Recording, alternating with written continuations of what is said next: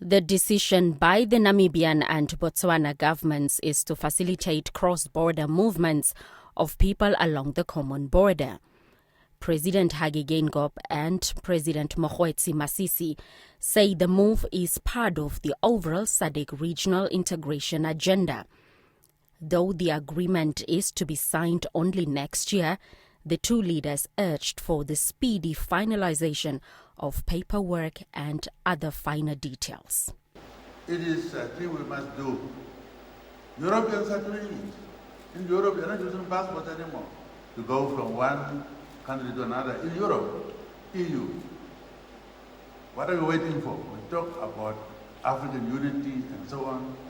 And if we are saying, as we just finished our discussion, how close we cooperate, how close we are traditionally, historically, and so on, ethnically, and so on. What are we waiting for?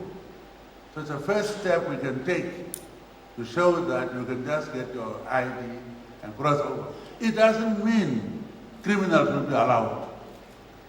You check the same way, because these days you do it through the computer. You just press what you call it to show whether a criminal or not. To say those who are decent people must be allowed to move freely, only with the ID card. That's what we are saying. Thank you, Your Excellency. I can only endorse that and remind the audience that with enhanced digitization, it makes it so much easier. We'll remove bureaucracy, make life simpler for our people, and watch this space. After we overcome this step, we will do more to enable our citizens to earn out a living, to travel, to relate much more freely and much more easily and much more cost-effectively. Processes and annexures of the agreement are still under discussion and is expected to be finalized within the next few months.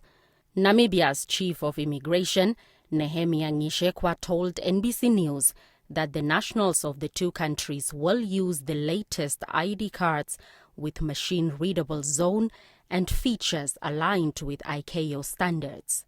Ngishekwa says only the border management systems of Namibia and Botswana would be adjusted. Namibian authorities unveiled the new ID cards last year, and the country also became among the few African countries to issue IDs to refugees from the continent. When we were issuing the new identity cards, there are three types we had. One was a regular one, and the other one was for the permanent residents. And then we also added the one for refugees.